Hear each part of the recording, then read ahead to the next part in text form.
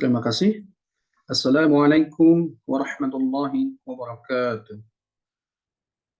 Bismillahirrahmanirrahim. Alhamdulillahirabbil alamin. Pertama kita bersyukur kepada Allah atas segala kenikmatan yang diberikan sehingga pada kesempatan yang baik pada hari ini kita bisa melanjutkan pertemuan perkuliahan kita secara interaktif dan melanjutkan perkuliahan yang beberapa minggu kemarin sudah kita bahas terkait dengan teori dan pendekatan di dalam perkembangan studi agama. Rupanya hari ini kita mencoba untuk berbicara tentang tipologi beragama, atau dalam bahasa yang sederhana ini biasa disebut dengan sikap-sikap di dalam beragama. Di dalam perkembangan studi agama, baik itu secara praktik ya maupun teori, ya ada satu hal yang menarik ya dalam tulisan Bapak Profesor Komarudin Hidayat ya. Beliau seorang akademisi dan dulu mantan rektor UIN Jakarta. Itu setidaknya ada 5 ya, tipologi keberagaman. Yang pertama adalah eksklusivisme, inklusivisme, pluralisme, eklektisme, dan universalisme. Dan kelima ini adalah tipologi di dalam beragama atau sikap-sikap di dalam beragama itu sendiri. Nah, tetapi di satu sisi ya kita memahami memang di dalam setiap agama itu pasti melahirkan sebuah sikap beragama yang memang tidak bisa dipungkiri kelima tadi di atas itu seyogyanya ada ya, baik eksklusivisme itu sendiri, inklusivisme itu sendiri, eklektisme ataupun pluralisme dan juga universalisme. Dan ini menjadi menarik ya, bahwa sekalipun ada perbedaan di teologis beragama itu sendiri, tetapi dari penstudi agama yang sudah disebutkan di sini, pertama tadi eksklusivisme, inklusivisme, pluralisme, atau bisa disebut paralisme, eklektisme dan universalisme memang memiliki makna yang rupanya antara yang satu dan yang lain itu berbeda-beda. Yang pertama kita berbicara tentang eksklusivisme. Eksklusivisme sebenarnya adalah sebuah pandangan ya terkait dengan ajaran agama yang dimana pemahaman yang paling mendasar dari pemahaman eksklusivisme itu sendiri adalah ada semacam cara berpikir ya yang melahirkan pemahaman di mana agama yang dipeluk ya adalah agama yang dirasa paling baik, atau dalam narasi yang lain bisa dikatakan bahwa agama lain seolah-olah dianggap sesat dan wajib dikikis ya, atau pemeluknya itu dianggap berbeda dengan dirinya sehingga seolah-olah tidak bisa menerima pandangan ini. Dan pandangan ini jelas dari waktu ke waktu itu terus mengalami eksistensi dan hal yang paling mendasar daripada eksklusivisme atau pandangan eksklusif ini adalah mereka melihat seolah-olah pernyataan yang tidak senada dengan pemahamannya itu menjadi tidak relevan ya, atau sesuatu yang berlawanan dengan pemahamannya itu dianggap tidak benar. Nah, menurut seorang tokoh, beliau Bapak Nur Aris Masjid, minimal di dalam berbicara eksklusivisme ini ya sebagai pemahaman yang eksklusif, yang ketika melihat agama bukan agamanya atau agama lain itu adalah dianggap jalan yang salah, yang masuk ke dalam neraka misalkan ya, itu di satu sisi sangat membahayakan dan juga bisa dianggap sebagai sesuatu yang sangat membahayakan bagi pemeluknya. Sehingga paradigma ini terus memang mengalami perubahan dari zaman ke zaman ya, dan di dalam pemahaman ini secara sederhana bisa dikatakan bahwa aku yang benar maka yang lain salah. Saya kasih contoh misalkan ketika kita melihat agama Kristen ya, ada satu pandangan yang menarik bahwa di dalam teologi Kristen ya kan, bahwa Yesus itu dianggap sebagai salah satu jalan yang sah untuk keselamatan. Misalkan dalam Yohanes 14 ya, pasal 6 ya, akulah jalan dan kebenaran dan hidup. Maka tidak ada seorang pun yang datang kepadaku Bapa ya, kalau tidak melalui aku. Ya, dalam Yohanes 14 dijelaskan. Juga di dalam ayat lain ya, Kisah Para Rasul 4:12 juga disebutkan bahwa keselamatan tidak ada di dalam siapapun, juga selain di dalam Dia.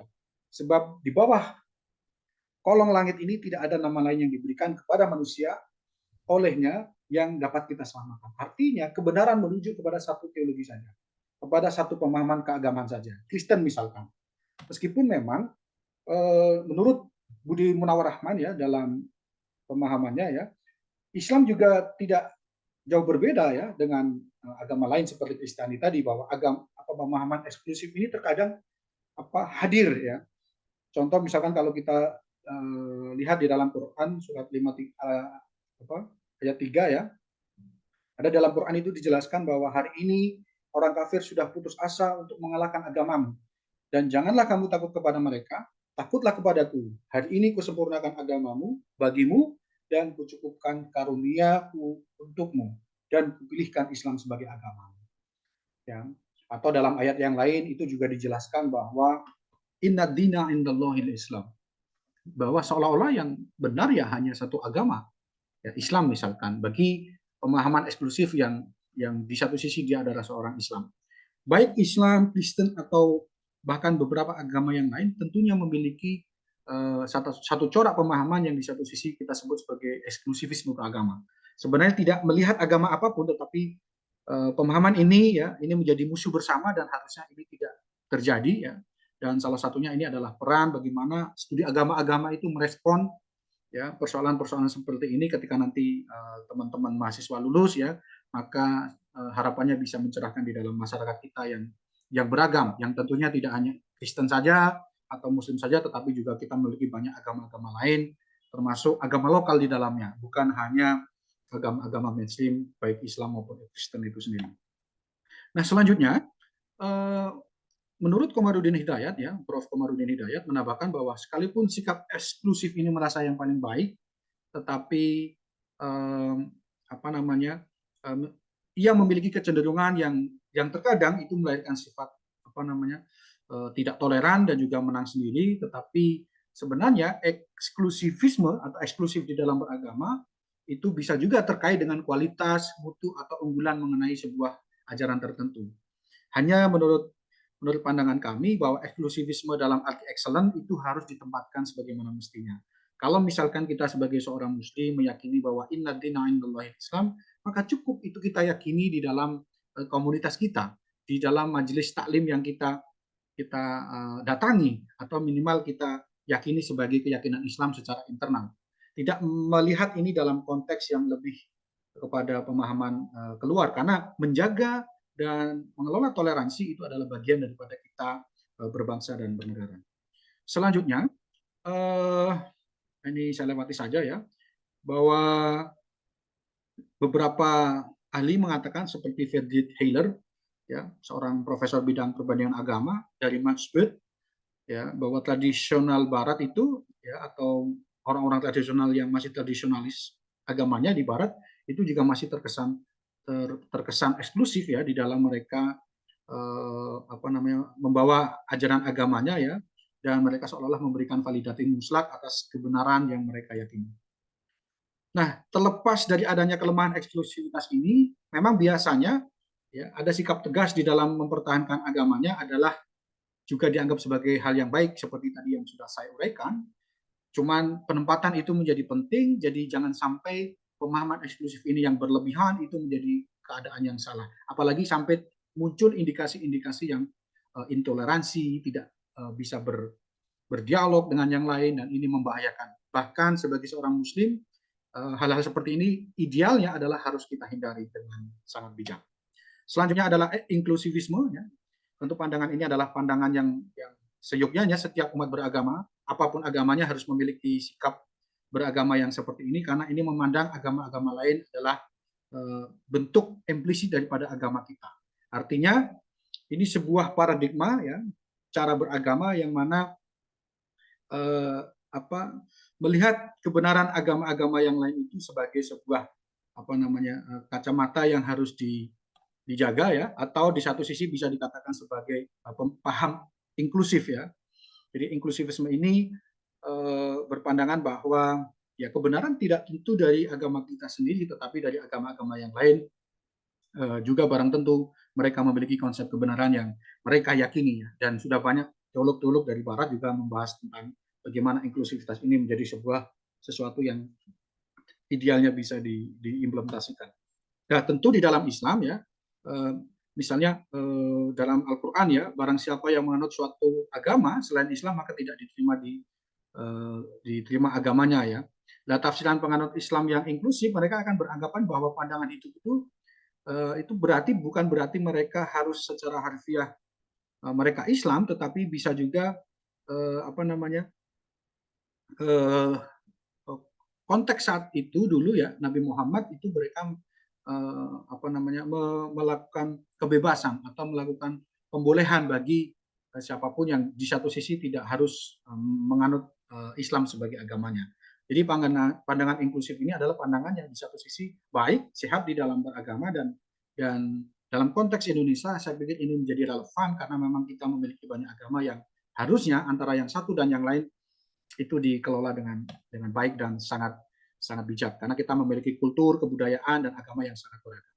Sekali lagi bahwa sikap inklusivistik itu tentunya akan menginterpretasikan kembali hal-hal dengan cara yang demikian, dengan cara yang yang tidak cocok misalkan itu juga bisa diterima, tetapi akan membawa kepada universalisme dari eksistensial atau formal sebuah esensi itu sendiri ya.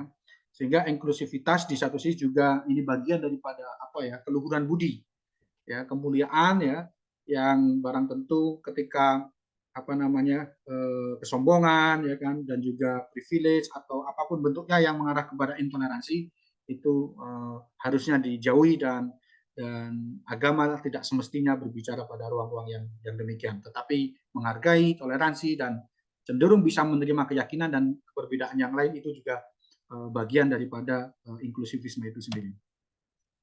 Yang selanjutnya adalah pluralisme atau paralelisme ya, paralel ya, kita sering mengenal istilah paralel ya. Itu berarti kalau saya kutip dari Raimundo Panikkar ya, dan oleh Budi Munawar ya, yaitu baik pluralisme maupun paralelisme adalah sikap teologis ya yang yang secara sederhana bisa kita katakan bahwa agama-agama lain adalah jalan yang sama, yang sah di dalam mencari kebenaran yang diyakininya juga ya. Sehingga paradigma ini percaya bahwa setiap agama mempunyai jalan keselamatan sendiri-sendiri. Karena itu, klaim Kristianitas, klaim Christianity, ataupun jalan-jalan pemahaman yang eksklusif tadi, ya, yang itu bisa mengisi jalan inklusif dan harus ditolak demi alasan teologis ataupun fenomenologis agama apapun. Artinya pluralisme berpemahaman bahwa ya semuanya sama, ya semua berkesempatan untuk mencari jalan kebenaran, dan kita semua masih dalam proses tersebut. Ya.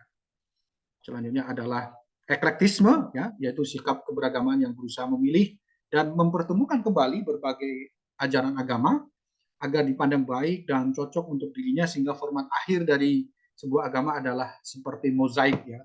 Jadi kalau sudah berpindah dari satu agama ke agama yang lain, itu eklektik ya, semacam bisa ya berganti-ganti ya.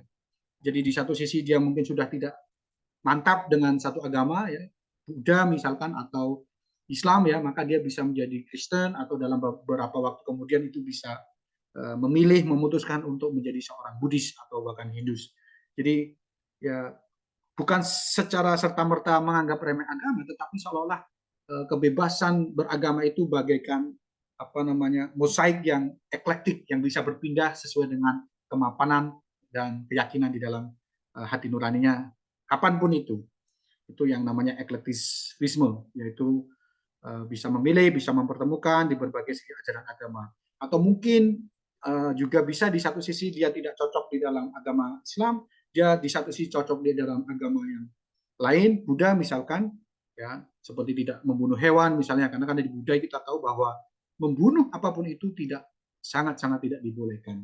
Jadi dia Muslim tetapi cicak misalkan, dia tidak melakukan pembunuhan terhadap cicak atau membunuh cicak karena dia meyakini seperti apa yang Buddhis yakini. Nah ini kurang lebih eklektivisme itu seperti itu.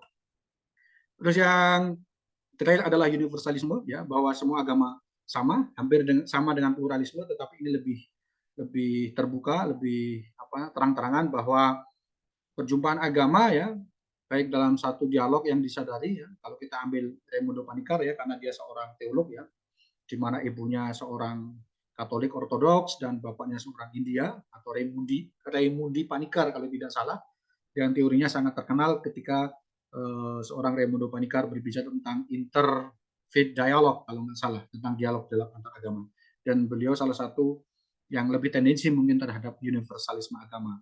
Jadi ini lebih frontal, lebih terang-terangan bahwa semua agama sama, hanya faktor historis antropologis saja yang kiranya itu kadang membuat satu dan yang lain berbeda, tetapi secara esensi semuanya sama. Jadi tidak perlu lagi kita bertengkar ketika berbicara agama atau keyakinan manapun. Terima kasih, itu terkait dengan interaktif atau perkuliahan interaktif pada hari ini. Dan sebelum saya tutup, ada satu pertanyaan menarik, ya, terhadap pembelajaran yang sudah kita sampaikan tadi terkait dengan tipologis atau sikap-sikap di dalam beragama. Pertanyaan kritisnya adalah, silakan nanti bisa ditulis di dalam buku, ya, mohon maaf di dalam kertas 2 paragraf, ya, sebagai cara pandang atau analisis, ya. Bagaimana menurut saudara, ya, atau menurut saudara bagaimana upaya membangun sikap beragama yang baik dan ideal? Dan sejauh apa pemahaman moderasi beragama, ya, kita sering mendengar itu tren hari ini, ya. Sejauh apa pemahaman moderasi beragama diimplementasikan dalam membangun idealitas agama tersebut? Silakan nanti analisis pendapat teman-teman mahasiswa nanti bisa ditulis di dalam 2 paragraf, dan itu nanti menjadi keberlanjutan daripada capaian pengetahuan terkait dengan pembelajaran interaktif pada kesempatan siang hari ini. Itu yang dapat saya sampaikan, ada kurang lebihnya mohon maaf. Kita sambung di waktu-waktu di kesempatan mendatang. Ada kurang lebihnya sekali lagi mohon maaf. Wallahul muwaffiq ila aqwamit thoriq. Wassalamualaikum warahmatullahi wabarakatuh. Terima kasih.